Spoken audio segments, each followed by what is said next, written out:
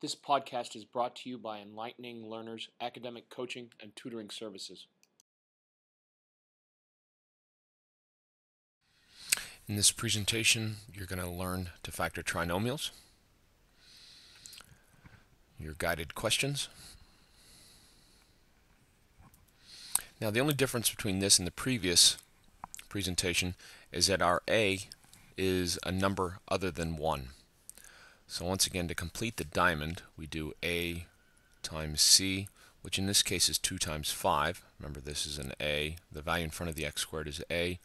The value in front of the x is b.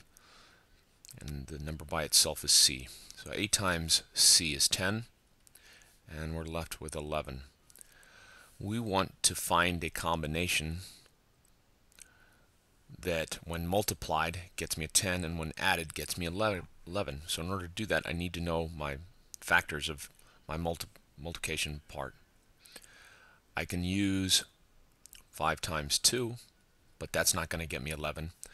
And I can use 1 times 10. Those are the only combinations that will get me a product of 10. And sure enough, if I can manipulate this to get a product of a sum of 11. Because 1 plus 10 gets me 11. My final step is to divide by a. And I'm going to do this to both sides. And try to simplify. This cannot be simplified. This can.